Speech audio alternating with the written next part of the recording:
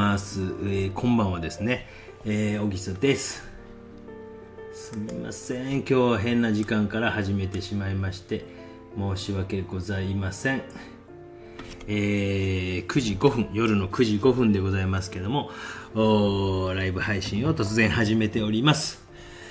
予告もしてませんので、多分誰も見てないかなと思うんですけど、ちょっと今週僕が忙しいというか、ちょっと週末いろいろ所用がございまして、変な時間から始めてしまいました。今日はちょっとですね、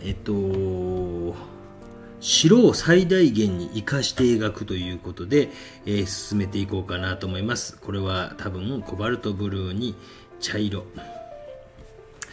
これなんでかというと、紙のですね、白さをですね、生かして描くということを少しやってみようかなというふうに思いました。どういうことって感じかもしれませんけど、皆さんの作品をですね、いろいろ見させていただく機会がありまして、いつもそういうとこからヒントというか動画のですね、ネタをいただいているんですけど見てる。おさえさんこんばんは。もう寝てくださいね皆さんね。けいこさんもこんばんは。驚きました。珍しくね、うちのチビが寝たんですよ。と言って始めよう思った瞬間に起きたんですけどめちゃくちゃ早かったですね今日ね。でちょっと週末僕は忙しいので、今週はですね、ちょっと来週も微妙やね。来週も微妙な感じなので、できるか否かは分かりませんが、ね、少数ではあると思うんですが、土曜日を楽しみにしているという人もいるかもしれませんし、ちょっと明日の動画頑張って作ったので、明日の動画よかったら、見てほしいななんて思ったりとかするんですけど、赤坂さんもおさえさん残念。メンバー限定見てました。前田さんこんにちは。わあ、皆さんすごいね。絵描き猫さん、ニコさんもこんばんは。あ、ゆきちゃんもこんばんは。皆さん早いね。めっちゃ早いね。誰も見えひんかな思ってたら。ね、今週はちょっとですね、メンバー限定の動画見たら、ちょっとなぜ今週ちょっと忙しいかは、ちょっと書いてあると思うんですけど、大した用事ではないんですけどね。もうね、すいません。もう、そらね、何より大事なのは家庭ですから当たり前ですよね。もうその仕事なんかどうってことじゃないですよね。当たり前でございます。茶色と今日はね、ちょっと渋めの加減にしようかなと。いつも紫系で皆さんに分かりやすく感触をっていう感じで印象派風にっていう風にやってたんですけど、今日若干渋めの絵を描こうかななんて思ってるんですけど、やりだした途端に眠気が来るという最悪の事態が今私を襲っています。あかんわな、やっぱな。眠いな。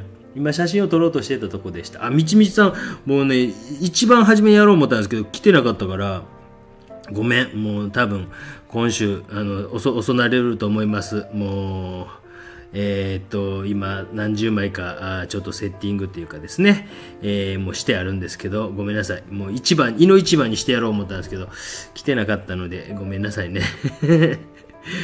多分、木曜日ぐらいになるかなと思います。今日はですね、ちょっと白を生かしてということで、少し進めていこうかなと思ってます。もう何も紙書かへんで、紙のまま残しとくとこあってもええんやでっていうような動画を作れたらなと。ちょっと皆さんからの作品を見ながら、逆にもっとシンプルな水彩あってもええんちゃうかというね、もう僕はもうひねくれきってるので、皆さんの絵を見ながら、そんなことをちょっと思ったんで、今日はそんな動画を。コメント一番乗り、初一番乗りね。いつもみちみちさんだったんですけどね。おさえさんおめでとうございます。お仕事大丈夫ですか？明日早いんじゃないですか皆さんね。寝てくださいね。1時間ちょっとでもう終わらそうと思いますけどね。僕ももうやりだした途端にも眠くなってくるというじじいのですね。はい。皆さんの想像以上におじさん早いんですよ。もう最近早すぎて、下手すりゃ8時半とか寝てるんですよね。で、今日というか昨日というか、どっちかちょっとわからん時間に起きるんですよ。12時とかね。で、それから夜中ずっと仕事して、5時ぐらいまで仕事してみたいな日々を繰り返しているわけでございます。ねえ、もうようわからん生活をしてますけどね。あと個展も皆さんね、次福岡があって、名古屋があってということで、いろいろ準備してます。大変です。いやーね、いつものことですけどね。特に今回はですね、なんか楽しみしてますとかいうコメントされるとね、もう東京でなんかやっぱ一つ終わったっていう感じいつもなるんですけどね。あけみさんもこんばんは。クラスさんか。60の手習いさんもこんばんはと。夏井伊藤さんもこんばんは。じじいが老眼です。ふみんさんもこんばんは。白く残すのが不得意なので興味ありますと。すみません、手直してましたと。大高さんもこんばんは。よろしくお願いいたしますということですね。もう当然飲んでるんですけどね。飲んでもう寝ようかな思ってたんですけどね。焼酎をですね、皆さんがいただいた焼酎を一升瓶の方一人だけいたんですけど、一升瓶をもう早速、開け出してます。当然でございます。焼酎はスポーツのジャンルに入るんですが、昨日ですね、17年ですよ。監督をされていた人が辞められましてですね、本当にもうお疲れしたって感じですけどね。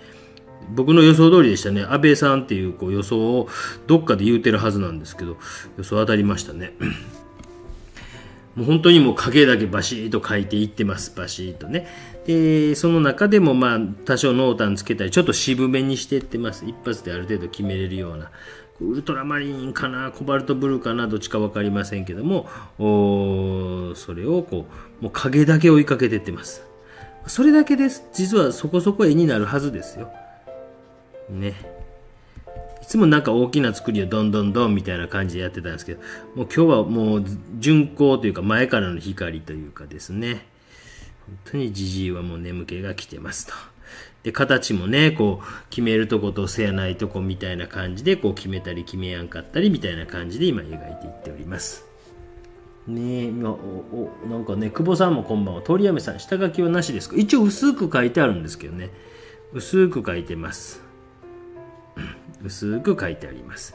もうほんと下書きも輪郭をなぞるような仕事ではなくて、形を決めるとこと決めやんとこみたいな感じで、ちょんちょんちょんとかっこよく決まったらなというふうに思って書いてやってます。書いてますよ、下書きね。ピッピッピッピッピッピッピッピッ。下書き書いてますけどね、多分あんま見えへんでしょうね。だいぶずれてるな。形に関してはだいぶずれてると思います。そうですね。はい。焼酎のせいです。焼酎飲みながら書くなよって突っ込まれるかもしれませんけどね。ちょっと今週土曜日がですね、すみません。ライブ配信ができないと思いますので、明日は多分声ガッスガサになってると思うんですよ。もう1日でだいたい6本撮るんでですね、ガッスガサになってると思いますので、私こんな絵好きですと。ね、広告を挿入しませんかがまだ出てきたな。くっそ、邪魔やな。もうね、一回大人がもういいって言うたらもういいって許してほしいですよね。ね、ピッピッピッピッ。イタリアのですね、なんかちょっと街を描いていってます。また普通の白い壁の白亜のですね、影の方に今映っていってます。皆さんあれもどうですかね。勝手に公募展も皆さんね、ぜひぜひね、頑張ってくださいね。約2ヶ月ありますから。今回はちょっと早めに告知をしましたつもりですけど、ね、皆さんぜひぜひ。あとこんなとこで言うとこじゃないですけど、あれですね、スーパー何でしたっけ、スーパーサポーターの皆さんで実は2人まだ住所が分かっていない。1人は最近なってくださった方なんですけど、ちょっとおりまして、その方々もし見ていたらこんなとこで言ったことじゃないですけど連絡ください。1人は前回ちょっと言うたんですけど、前回っていうかどうやって住所を調べ出すかっていうことがね、ちょっと課題になってきてますけどね。ピュッピュッピュッね、もう白を最大限に生かすということで、今回は進めていっております。ピュッピュッピュッピュッ。名古屋も楽しみですね。なんか名古屋から楽しみですという人めっちゃ多いですね。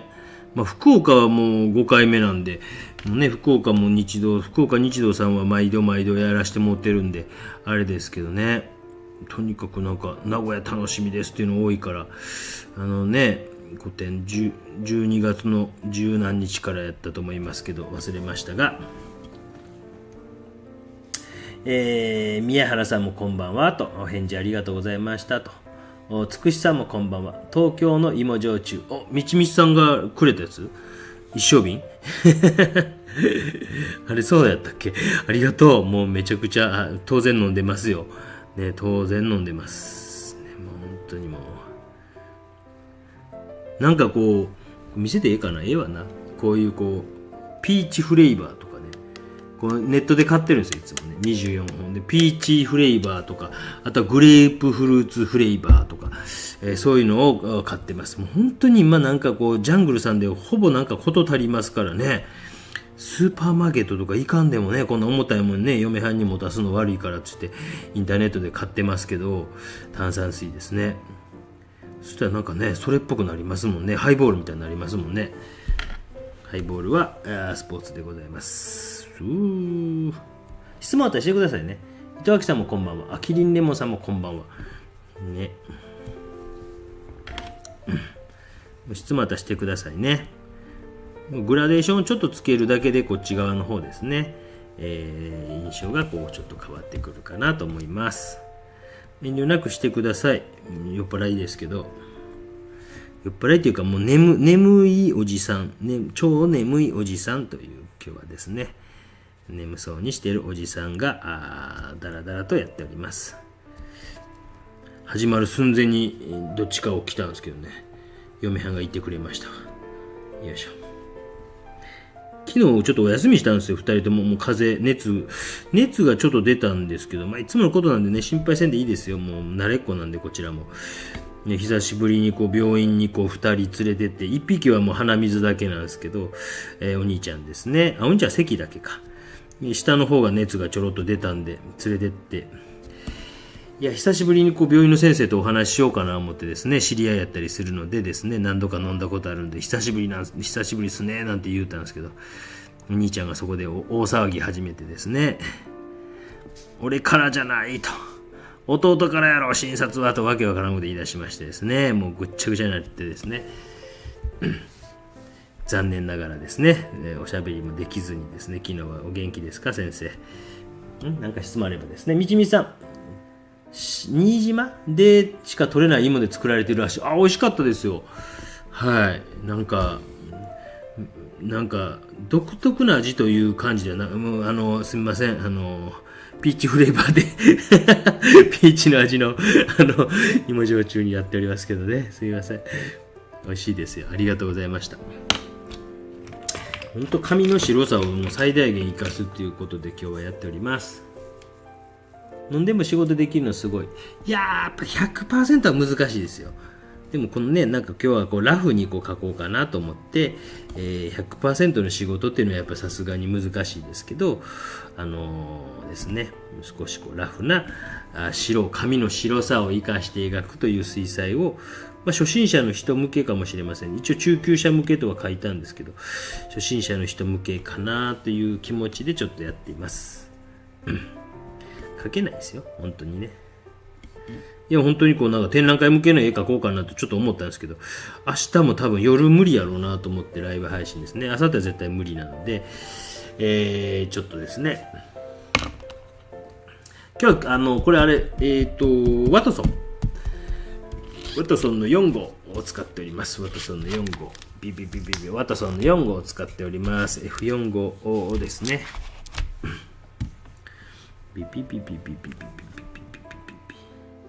質問あったらしてくださいね。逆に久しぶりに夜見れるっていう人もいはるでしょうからね。なんか聞きたいことめっちゃあるんやとかいう人いはるかもしれませんので、聞きたいことあったら遠慮なく聞いてください。酔っ払って答えれるか自信があまりないですが、頑張って答えますので。よいしょ。いやー、今年も野球が終わったですね。大谷翔平君やっぱね、今年楽しませてくれましたね。茶色とこう青は多少の分離色やったりするので、少しこう重力が違ったりするので、少しですね、そういったことも活かしながら書いてます。あら、伊藤千恵さんこんばんは。佐々木さんもこんばんは。皆さんの高評価の絵とかも見てますよ、ちゃんとね。まあこんなんね、写真見ながら描いてるから、そう大きくめちゃくちゃ来ることはないんですけどね。でもちょっとでも狂ったら文句言う人いますからね。めんどくさいなと思うんですけどね。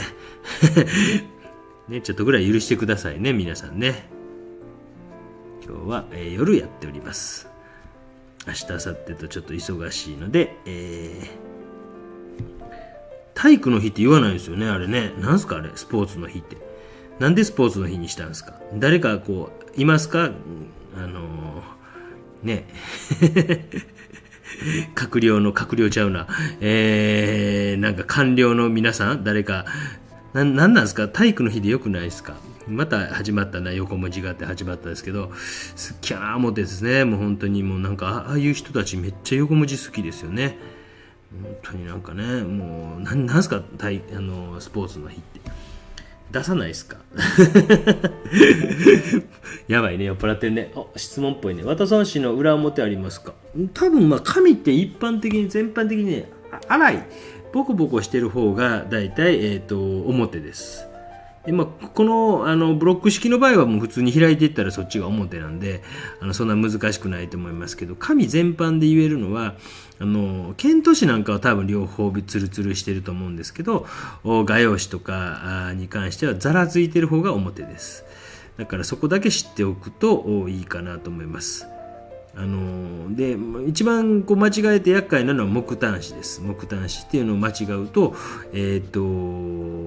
もう木炭全く乗らないのでよくこうありました。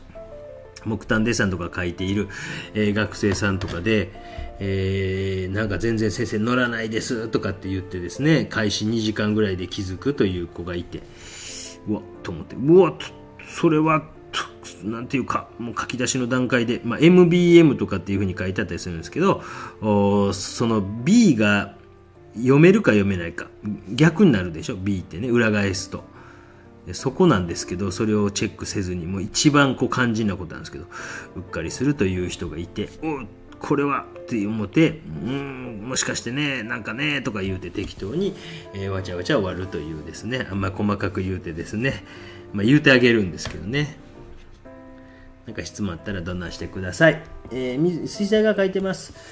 そうね、星印をつけてくれたら助かります。僕それね一生懸命読むんですけど、質問がね多くなるとね、質問は星印をつけて、頭に星印つけてくれるとすごく助かります。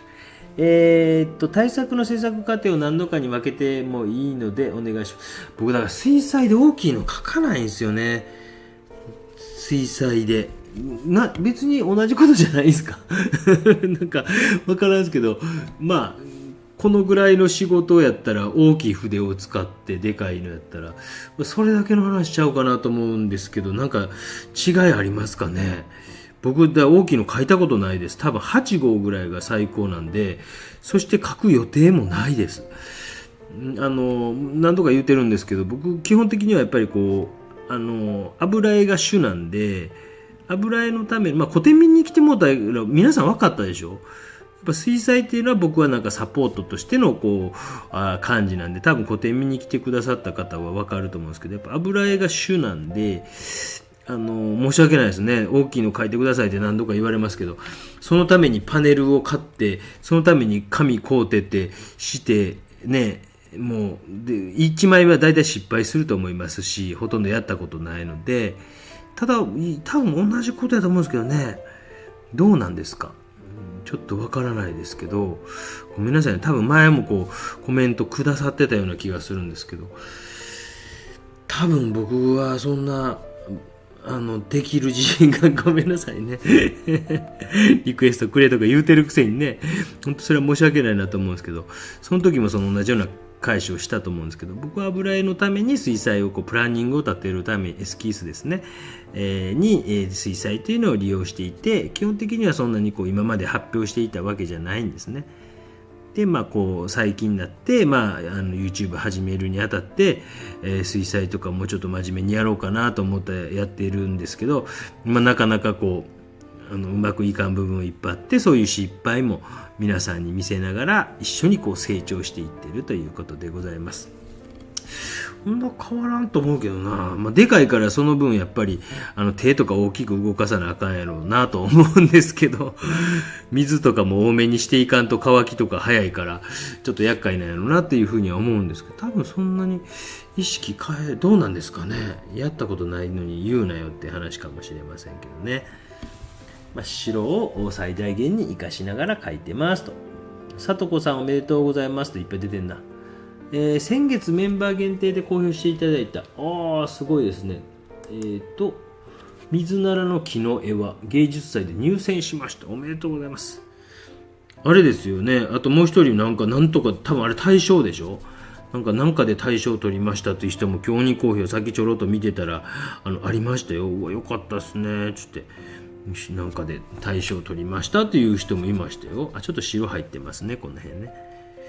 ごめんなさいね、大きいのって言われるんですけど、水張りをした方がええでしょうね、もちろんね。ただその紙を買うたり、それ用のパネル買うたりせなあかんやろから、むって感じがして、もったいないなと思ってしもって、気が引いてしまうというか、やる予定が今のところゼロなんで、やる予定が出てきたらやります。ほんとごめんなさい。こういうね、こういうとこも全部書かずとも、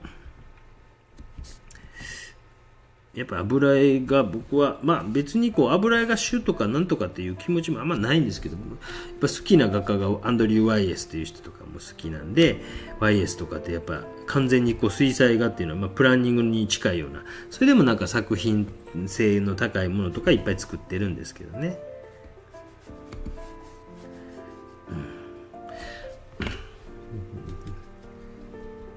佐々木さん質問です。叩き筆の洗い方どうしますか？ひたすらゴシゴシやってますよ別に難しく何もしてないですよ。なんかあるんですか？他の油絵の筆と同じように洗ったら先が取れました。それはパワーが強すぎるんじゃないですかいや僕はそれになったことないですけどね。普通に洗ってますよ。なんでやろう。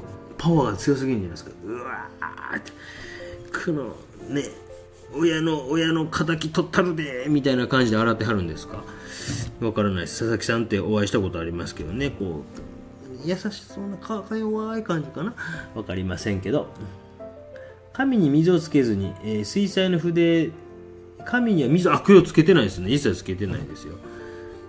今日はですね、紙の白さを生かして、描いていこうと思っております。本当に最近はどちらかというと逆の白とかガンガン使いはったらみたいな動画上げまくってたんでまた真逆をやってやろうと思ってますね。いろんな方法があっていいんですよ。よいしょね。今日はだから初心者の人向けかもしれません。紙の白が、白として、生きてくるような方法をとっております。ちょっとね、乾いてないうちに書いていってわざとにじますというところもあっていいかなと思います。今日ちょっとそういえば思い出した。仕事の電話が4時半ぐらいにあって、その電話折り返しかけるの忘れてた。今思い出してしまった。皆様ありますか？いよいよやったら留守電があるんじゃないか説を僕は唱えているので、留守電も入ってなかったからかけ直すのをしませんでした皆さん、ゆうすけさんもこんばんは。入選おめでとうございます。さとこさんもね、本当良かったですね。次は圧倒的に1番で、入賞を皆さん目指してくださいね。圧倒的1位をよいしょ。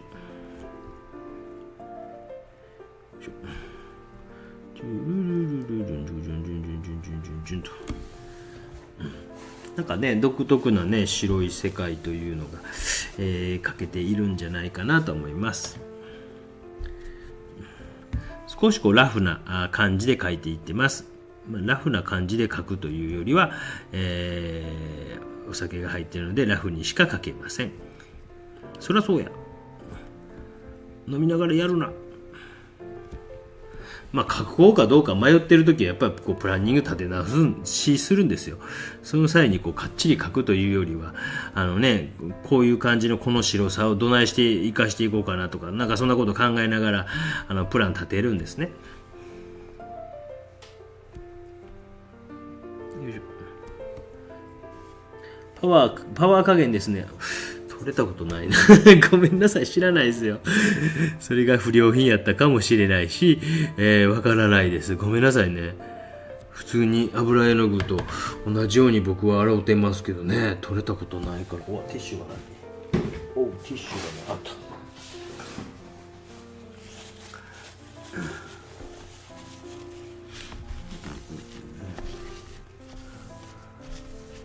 た。質またしてくださいね。やっぱりこう結構筆は洗いますよね、僕ね。多分そういうところは皆さんどうなんですか？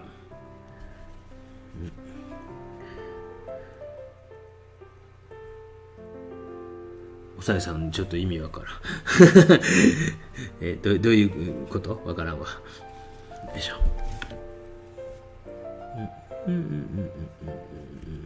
ちょっとこう屋根の部分を描いていこうかなと思います。少しこう全く違う毛色の色、要は赤系とかね、こういうところはちょっと慎重にこうなりながら同じ色をベタっと塗るんじゃなくて、今少しこの間で、黄色と赤みたいな感じで少し一つの中で、違いをつけて塗ってみたりとかしました。結構ね、芋焼酎の会メンバーの中の多分会話があるんでしょうね。おじさんたちが入れないことありますよね。皆さんね、その辺はね、寛大にこうお願いいたしますね。よいしょ。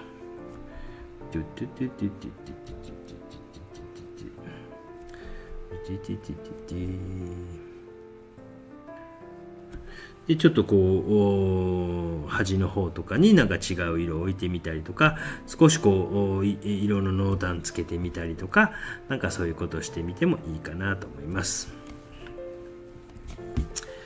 ピピピピピピピピピピピね、なんかこう結構ライブ配信の視聴回数も伸びてきたんですよね。どうしても動画今も油絵が多くなってるから伸びひんの分かってるんですけどね。それは全然気にしてないんですけどね、なんかライブ配信のがたまにめっちゃ伸びるやつが出てきて、ウェーと思って真面目にやらんといかんなと思ってるんですけどね。真面目にやってますよ。ただ若干こうお酒が入ってるという今日はねだけでございますけどね。初心者の人はね、今1層目でございますけどね、参考になる部分も多いんじゃないかなと思います。基本中の基本はやっぱ白塗り残すことですよ。透明水彩に関しては、基本中の基本はやっぱ白を塗り残す。で少しこうラフに描くような線のところもあったりとかしながら、基本中の基本は塗り残しながら描いていく。よいしょ。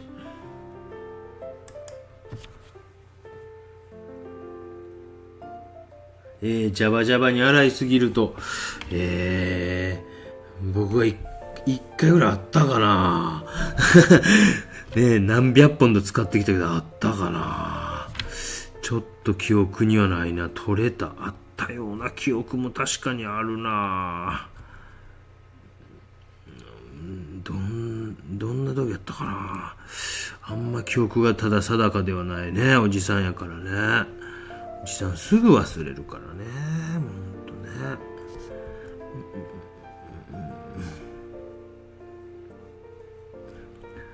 よいしょ。ね、本当にこう塗り残して言いますけど、それっぽくなってきましたよね。どないでっか。ね、塗り残しながら屋根とかを描きながら薄くザザッとこう下書きはしてありますよ。で形の出し方みたいなのとかもね、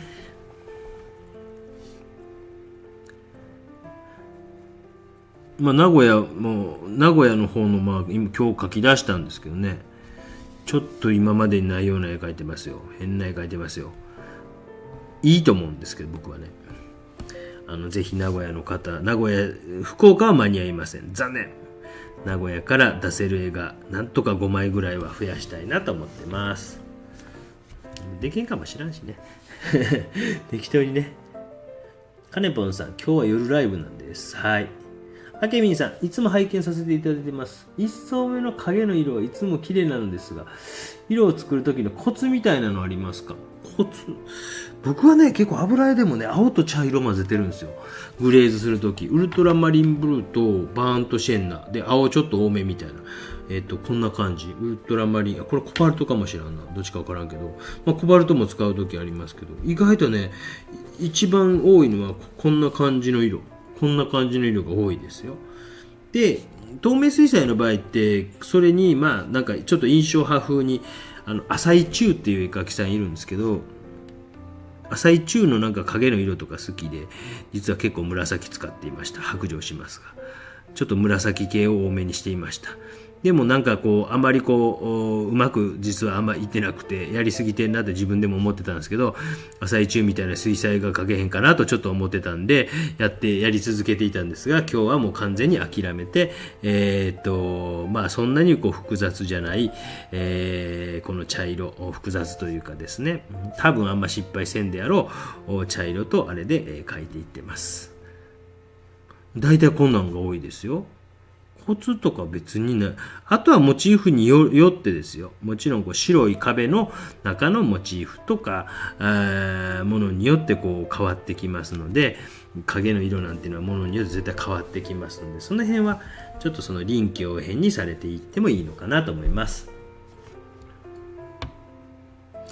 そこからは毛先だけを毛が抜けたね、毛が抜けた病ですよ。皆さん男性諸君ね、大丈夫ですか？僕なんかね、毛多い方です。みちみちさんもね、毛多い方ですもんね。だから堂々としたコメントでありがとうございます。本当にね、毛が抜けたということでですね。私はもうね、あれですけどね、ピュッピュッピュッ。ちょっと引き締めるように、もうね、カラッとしたような、南の雰囲気出てきましたね。南の雰囲気。南の島の大王は。今弟がめっちゃ可愛いですよね。ほんとなんか毎日歌ったりねしてるんですよ。めちゃくちゃ可愛いですよ。お兄ちゃんも可愛いですよ、もちろんね。あれは全盛期やな、完全に弟はな。2歳全盛期説を唱えてるんですけどね。めちゃくちゃ可愛いですよ。チンチンチンチンチンチンチンチン。なんか分離色といって、茶色の中で少し青と茶色が少し分かれたような雰囲気になってて、別に分離色って変わんでも分離色ってあるわけですよね。普通にチューブから出した絵の具の中でも、濃度が濃い薄いみたいなの、濃度というか重量ですね。顔料の重量の濃さによって、分離色みたいなのが生まれてきたりとかします。でそういったものも活用していってもいいかもしれません。埼玉里さんこんばんは。笹葉さんこんばんは。夏糸さん、風景パース取るのって難しそう。いや難しくないですよこんな現場で描く方が6億倍難しいですよ。もう何度も言いますけどね。皆さんもね行きませんか？現場絶対に落ち込んだ方がいいですよ。もう本当にこんなに難しいんやとスケッチ思いますよ。そしておじさんの圧倒的スピードを多分目の当たりにしますよ。この人についてたらあかんわと大体落ち込みます。なんか家とかで描いててある程度描けるようになってきたと思って現場にスケッチ行ったら描けないですよ。そしてこのおっさんそういえば思い出してみたらあのおっさん喋ってたなとか言ってねね、白を生かしながら描くって悪くないでしょ。出た、無理やり言わすパターン出たね。悪くないでしょうと無理やり言わすパターンが出ましたね、今ね。こう垂直がシュッとこう書けるかどうかっていうのも大事ですよね。今日もこうメンバー限定の高評会の方ではいつも斜めになってはる人っていうね気づいてくれんかな。自分で気づかんとね絶対治らないですからね。よいしょ。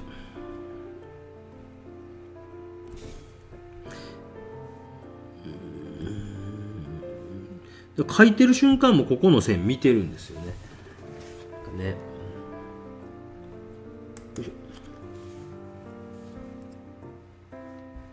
テールベルトはね使ってないかな。なんかこのオキサイドグリーンみたいな色があるけどテールベルトは使ってないですね。多分買ってないかな。なんか緑土ってね昔色ね結構その会社によってこれ多分草壁さんの今透明水彩が主やと思うんですけどホルベインと草壁で油絵の方ですけど結構色違ったんですよ。結構違ってこれ全然違うやん結構ね場所ね結構違ったんですよ。でどっちが好きとかっていうのは草壁さんの方はどちらかっていうとなんかちょっと切り替えますけども草壁さんの方は確かこんな感じの色がテールベルトでした。ホルベインさんはこのビリジアンと茶色を混ぜたようなこんな感じの色でした。油絵でね確かこんな感じだった。もうちょっとこんなかなこんな感じのホルベインは結構ね色によって会社によって緑土ってね色違いますよ。それをそのまま使うんけみたいな感じですけどね本当にすごい色違いますよ。おもろと思うんですけどね。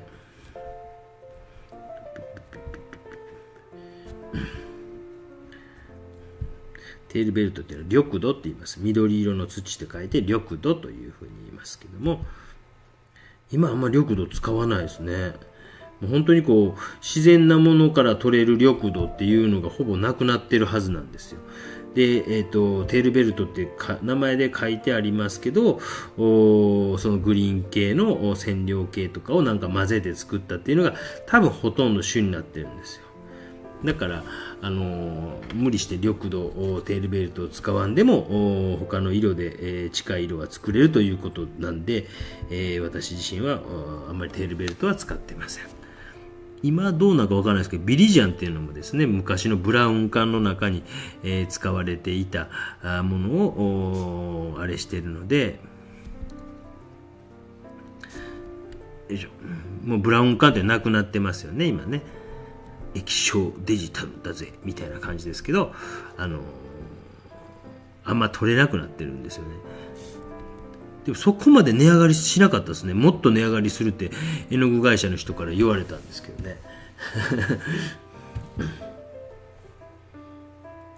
現場はマジで難しいんですよね。みちみちさん今日の動画も僕どっちかというとみちみちさんのためにやってんねんねこれどこがあってはい考えてほしいのもあるんやで含まれてるんやで現場で例えば形だけペンである程度押さえていくとかっていう方法は一番僕は楽やと思ってます。そんな難しくないと。で着彩していった時の難しさってやっぱこういきなりなんか濃い色とかドーンとか置いてしまったりとか、ね、同じ色をこう全部に展開していくっていうんじゃなくてまず見せ場みたいなところをどっかに定めてある程度進めていかんとかっこ悪いと自分で多分書き出した瞬間に思ったでしょ。もう書き出して1秒で思ったでしょ。で私は多分初めから巻き戻ってもそこそこずっとある程度かっこよく見せてるはずです。これができたらね、それができへんからねみんな苦労しとるんですけどね。普通に書いても落ち込みますとスケッチ行きたいですとね。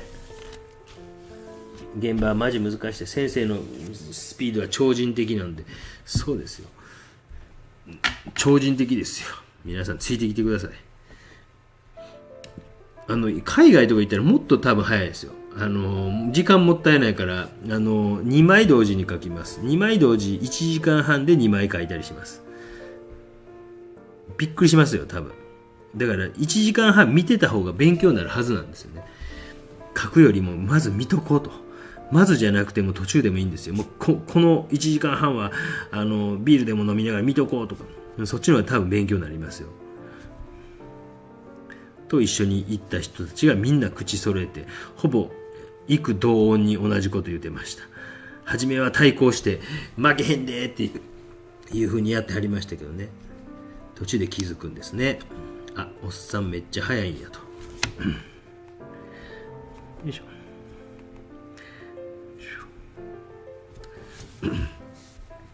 とかね、ペラペラ喋りながら喋っててもなんかなってくるでしょ、それっぽくね。まあどれぐらい ?40 分ぐらい40分ぐらい引き締めに入れてる場所がやっぱりすごい。でもやっぱり全体見ながらやっぱ書いてますよ、これね。全体見ながらこう細かい密度のとこ、大きい面積とか白塗り残すとことかせやないとことかっていうのは実は案外やってますね。楽しみですね、名古屋ね。名古屋本当にもうあれですから、画廊の裏の方で撮りましたから、皆さんよろしくお願いしますね。こんなとこで言うてもまあまあ大丈夫でしょうね。おっさんやしね。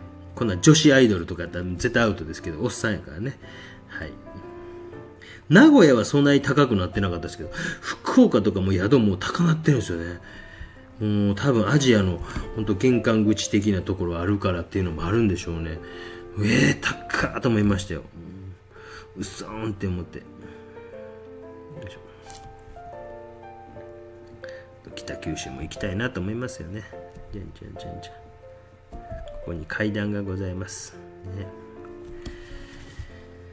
え本当何もしてないでしょ。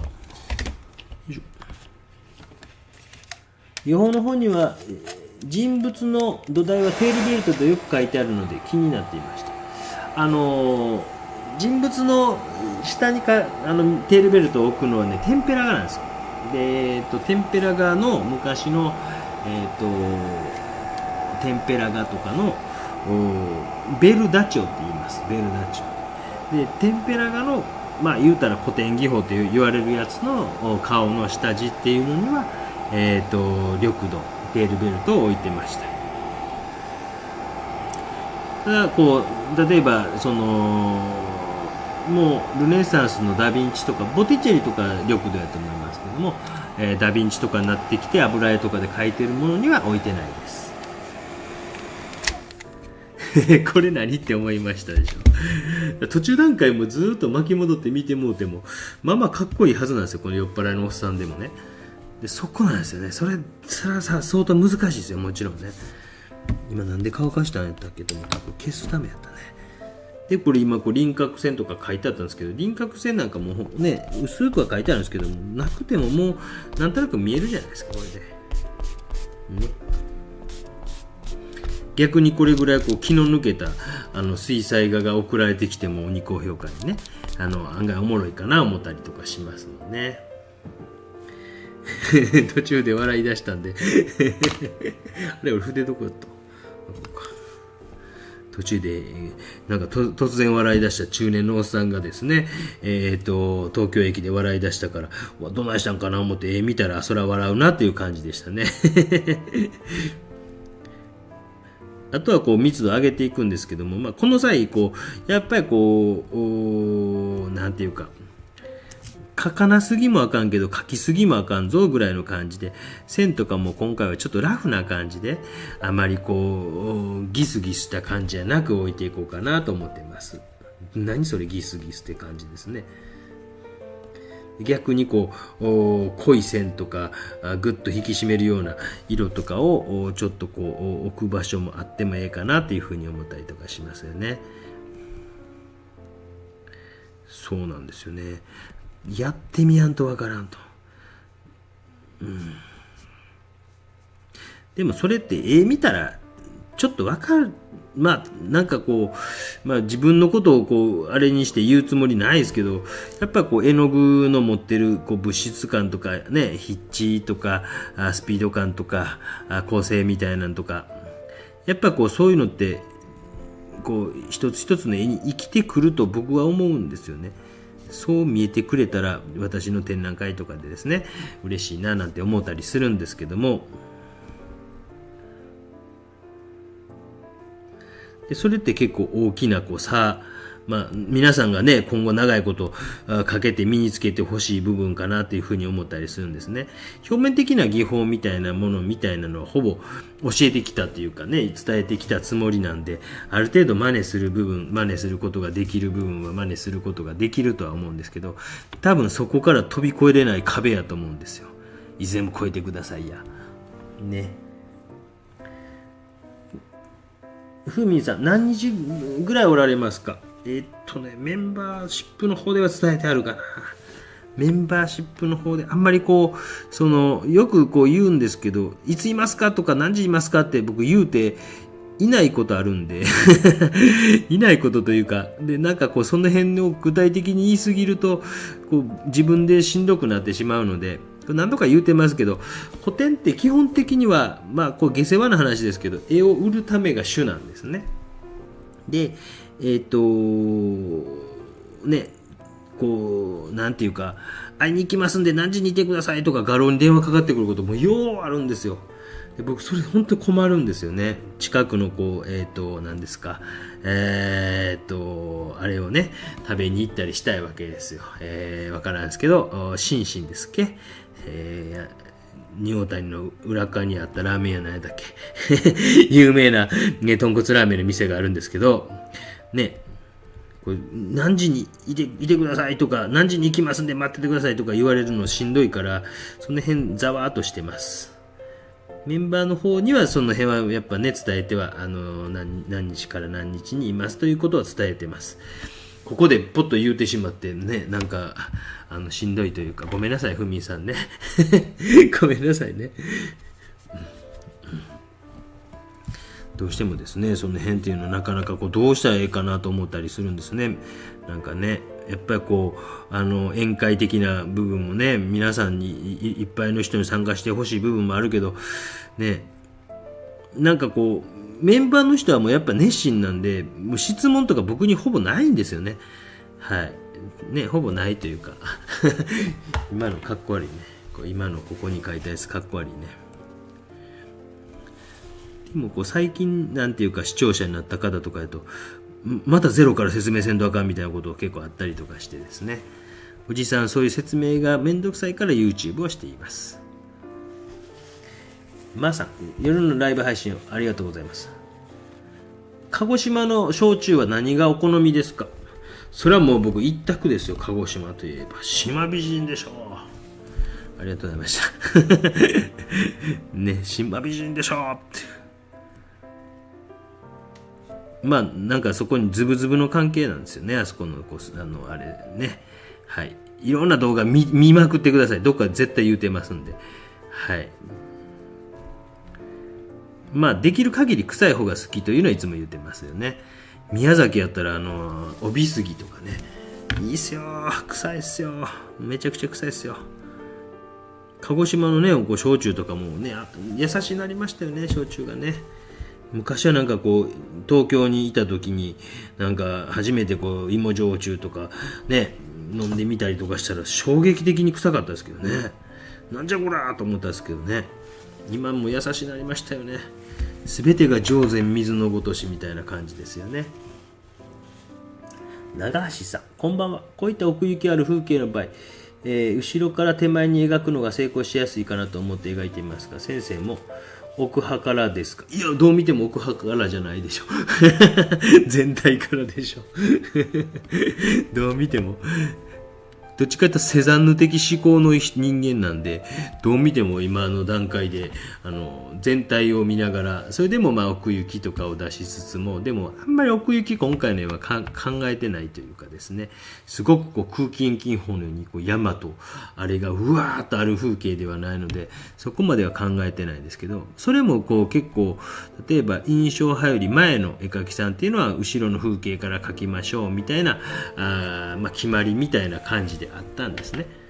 でもその辺もなんかこう今回みたいに前後関係多少狂ってもなんかカラッとした光が見えてくる方が先決や思ったら別にその辺は緩くやってもええんちゃうかなというふうに思いますけどね。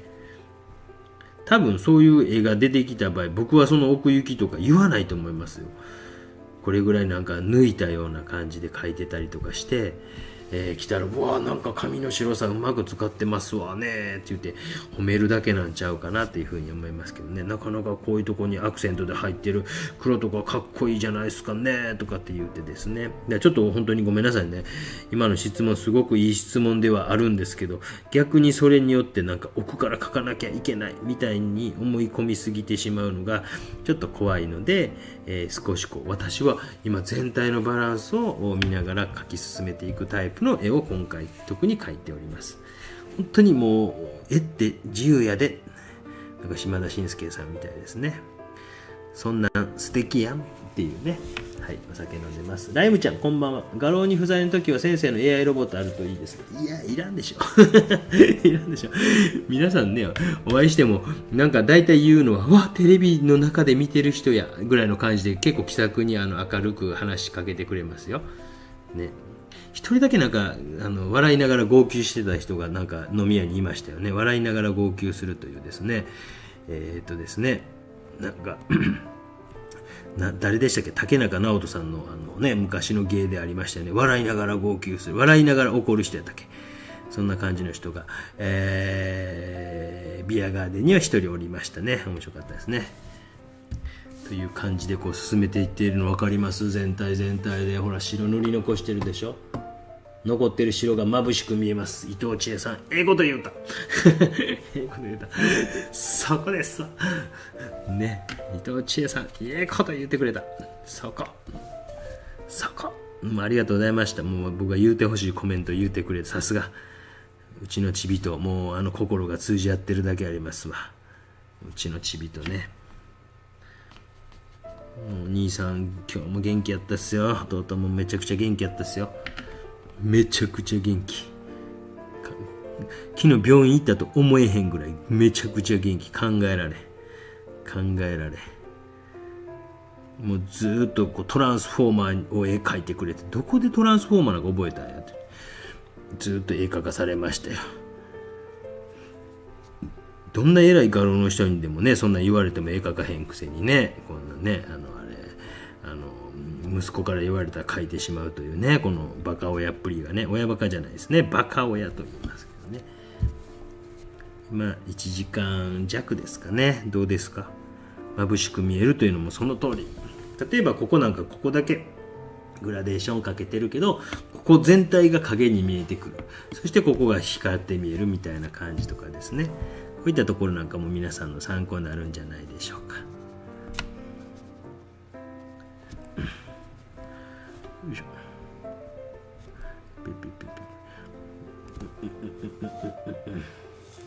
けいこさんこんばんは。ちびちゃんたちと会えて最高でしたってね。もうほんとちびちゃんたちもありがとうございます。うちの嫁はんはもう東京の お姉さんっていう風に言うてますよもう本当になんかうちの皆さんがね、うちのちびの面倒見てくれるっていうかですね、遊んでくれたりいろいろしてくださって、もう本当になんか2人で2人プラスね、じいちゃんばあちゃんだけでこう何ですか、子育てしてる感覚ないですもんねって言うてました、うちの嫁はんも。せやねなんて言いながらですね、皆さんのおかげですね。元気ブリブリですよ。この間の日曜日もうとあるとこに行ったんですけど、カマキリ取りたち取れたんですよ。カマキリ2匹取れた。1匹目はですね、その辺をパタパタ歩いてるやつをそこを歩いていた少年が、わカマキリやって言った瞬間にお兄ちゃん走ってって横取りしましたあかんお兄ちゃんやめとけって言ったんやけど、その優しいお兄ちゃんがいいよいいよって言ってくれてですね、1匹目ゲットしました。これじゃあお父さんとしての人が少年が取ったやつということで、これはメンツが立たんぞということで、必死で探して、木のクヌギの木のところに緑色のものがおって、おったと思ってですね、捕まえました。そしたらそのところにクヌギって書いてあるプレートみたいなのあって、もしやと思ってそのプレートの裏を見たら、9月の30日かな、あれな、コクワガタもいました。すごいですよね。今ちょっと中心を見せ場をまた書き込んでますね。今日は私も島美人一番好き。ズブズブにありますから島美人ね。やっぱ黒島美人でも今最近実は飲んでないんですよ。理由はあれで、もう皆さんからいただいた焼酎が去年個展した時の焼酎が最近まで全部まだ残ってたんですよ。めちゃくちゃあったんでだから1年間焼酎を買わなかったという、はい、ありがとうございました皆さんね。という感じで進んでまいりました。もう10時になりましたからね、皆さんぼちぼち寝ましょうね。子供は寝る時間ですよ。白を塗り残すということで今回はお届けしております。どうですか、白を塗り残しても感じじゃないですか。よいしょ。本当に我慢するところは我慢しながら進めていかんなあかんですよっていう話ですけどもね。よ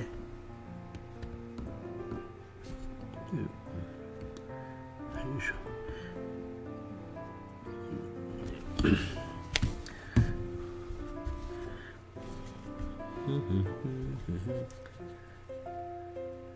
ワンチンかな。ワンチン欲しいのですが、先生のお気に入りのメーカーはないです。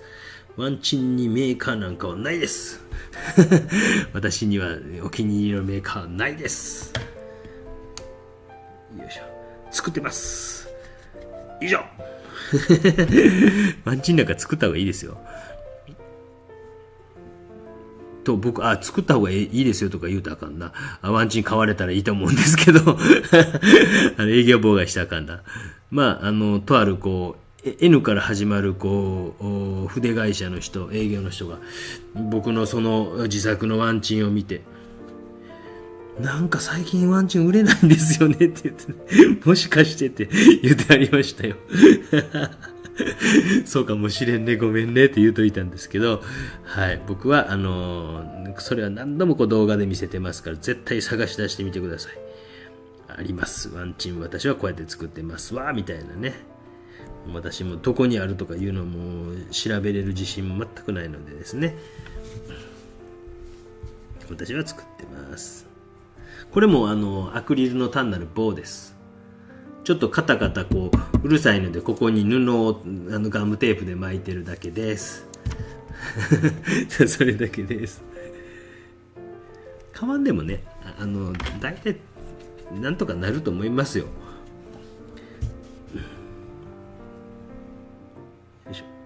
ごめんなさいね、もう皆さんね、ほんとね。よいしょ。もうちょっとで終わりますね。1時間ちょっとやってまいりました。いやー楽しいね。何もしてなくても形になんか見えるというかですね、そんな雰囲気ないですか？前の動画見てみるとワンチン出てきますよね。しょっちゅう言うてますよね。結構初めの頃とかしょっちゅう言うてましたよね、ワンチンのことね。なんですのこれみたいな感じでね。どの動画ですかね。優しい人が調べてくれるか。いや、無理やろ。1000本もあったら調べ出すのは無理やろ。どっかにあるかもしれませんしね。でもワンチン自作とかしてあれすると2割ぐらいスピード上がりますぜっていうのは、皆さん信じてなかった人もやった後に結構コメント来ましたね。ほんまやったんやーちってね言うてましたね。僕もそれ言い続けてたんですよ。もう絶対ワンチンあったらめっちゃ早なりますぜって言うてたんですよやっぱストレスなくなる、特に油絵描いてはる人なんか特にそうですよね。今水彩でももちろんワンチン僕使ってますもんね。よいしょ。 MM さんこんばんは、ありがとうございますね。長さも自由自在でいいですよね。どこにあるかはちょっと私は自信がないし、調べる勇気、体力気力ありません。すいません。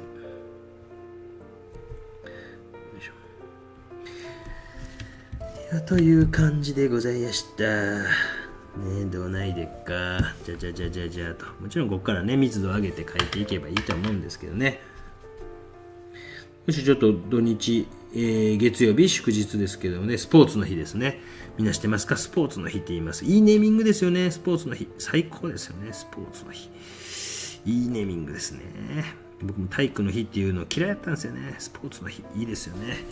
月曜日はスポーツの日でございます。皆さん大好きスポーツの日。あれでございますので、ちょっと今週はすみませんが、多分土曜日、多分というか 99% 難しいかなと思いますので、ちょっと早めにライブ配信をしております。明日も多分鬼高評会で声がぶっ飛んでると思うので、そして、子供たちがこんな都合よく寝てくれるやつらではないので、今日ライブ配信をしております。ちょっとずつこう密度が上がってきた。この絵もなんかね、マスキング外したらおってなりそうな雰囲気はありますよね。前回のあれ何やったっけ、彼岸花、よいしょ、あれなんかもね、なんか自分でもおっと思いましたもん。感じ絶対なるやろと伊藤千恵さんがこう予言してた通り良くなりましたもんね。ちょうど1時間経ちました。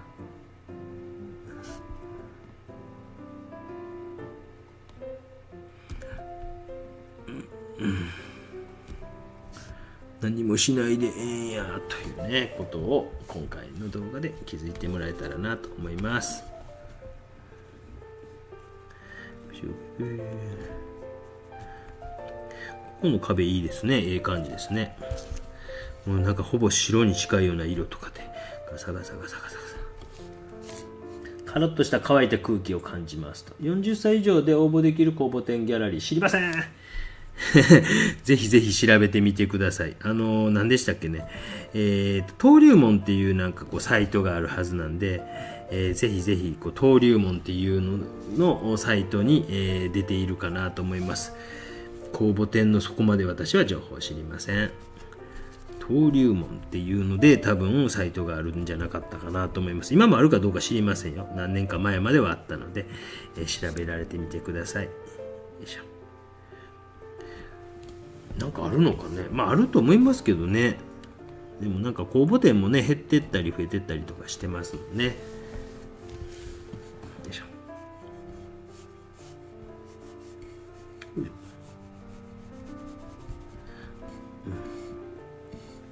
写真より絵の方が素敵です。まあねどっちでもいいんですけどね。まあどっちでもいいと思ってます。本当はい。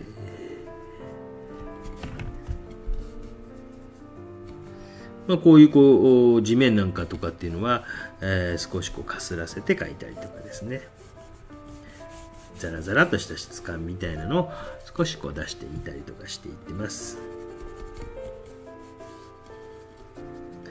よいしょ。平日この時間ゆっくり見れてよかったです。ああ、そうですか。ありがとうございました。僕はもう眠気との戦いでございました。酔いは案の定冷めてまいりました酔いは冷めてまいりましたね。もうたまにはできたらいいと思うんですけどね。ちびっこちゃんがね、うちはね、もううちの中心選手ですからね。本当にこううちの、ジャイアンツという岡本和真君と、戸郷選手みたいな感じですからね。2人を中心に我が家は回ってます。私は誰やろうな。よいしょ。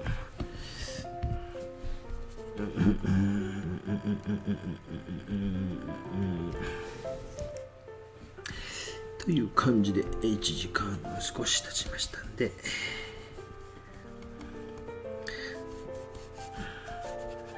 ざっと書いた感じとかを少しこう表現してみて、塗り残すところは徹底して塗り残す。ここは我慢しながらですね、されてみて、くださいということでございました。もうちょっとだけやりましょうか。細かい描写少しだけやっていきましょうね。最近だと現代動画展、なんか現代動画展って結構多いですね。鬼高評会もなんかね、現代動画展がどうちゃらこうちゃって確か2枚ぐらいあったような気がしますもんね。メンバー限定の方にですね、なんかそういうのがあった気がしますね。なんか先っぽがアクリルで固まってる。アウト。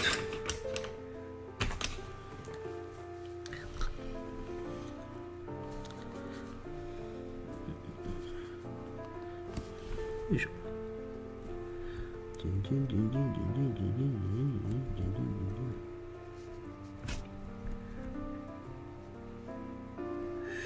もうちょっと細い線引きたいね。毛が死んでるな。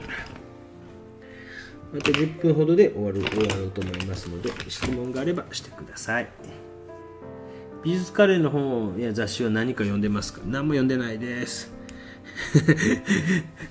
本当読まなくなりましたね。もう読まなくなりましたね。一応は撮ってますけどね、いくつかね。もうそれも付き合いみたいなところがあって、撮ったりしてますけどね。読まなくなりましたね。若い頃はね、もちろんいろいろ読んだりしてましたけどね。よいしょ。よいしょ。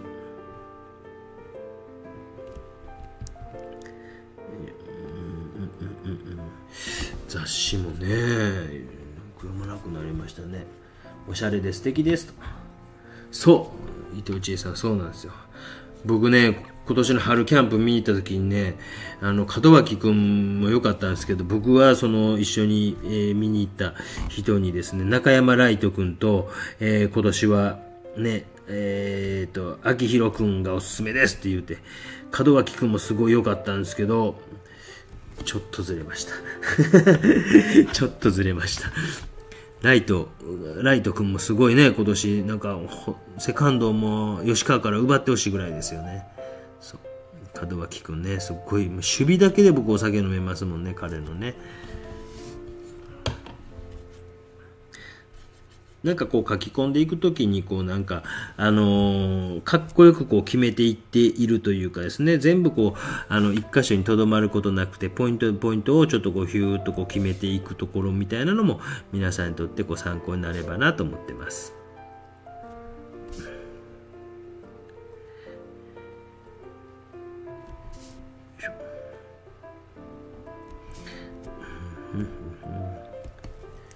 かさかさもありがとうございます。みんなすごいですね。ありがとうございます。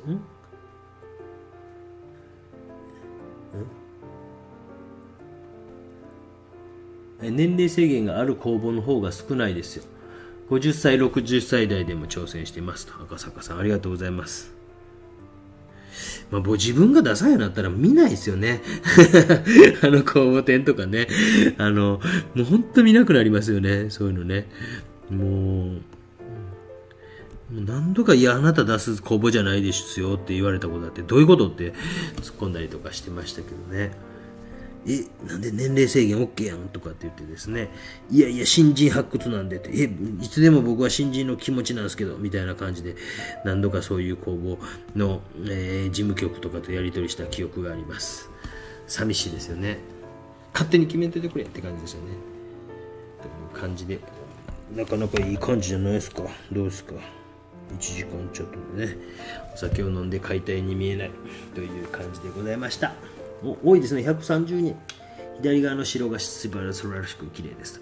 これマスキングテープね、実は端の方とかすごい意識して書いてるんで、マスキングテープ外したら多分そこそこかっこよくなると思いますよ。僕の予想なんですけどね。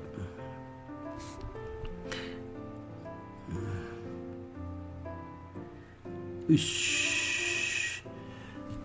明日はちょっとね、明日やるのは難しかった。今日できてよかった。白を最大限に活かすって分かりました。この辺になんかちょっとピンクとかちょろちょろと入ってんのね、こういうのアクセントでね、案外入れたったりするとね、画面の中でキュンと引き締まりますよね。キュンって感じですね。皆さんありがとうございます。赤坂さんとかもね、情報ね。ちょんとね、なくても、なんかちょんちょんちょん、なくても、なくても、ちょんちょんちょんちょんちょんちょんちょんと引き締めたりとかすると、案外かっこよくなったりとかしますね。ということでございました。楽しかった。サインは品よく。これいつも言ってます。サインは品よく。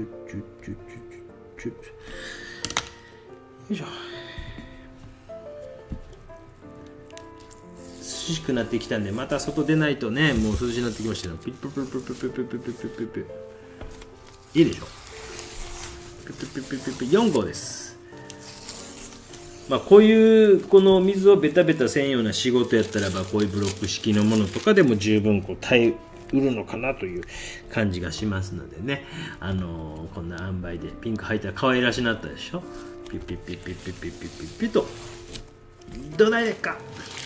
ということでありがとうございました。皆さん、はい、こんな塩梅で、白を最大限に生かすということで、なんかね、本当にここの色が色に見えてきて、ここは白に見えてきたりしますよね。どないでっかそういうテクニックも皆さん覚えられてみてもええんやないかなと思います。鳥山さんありがとうございました。ゆうすけさんもサンキュー。 MM さんありがとうございました。サイタルチェックルチャチャルチャプラタタタタ。おやすみなさい。終了。10時16分。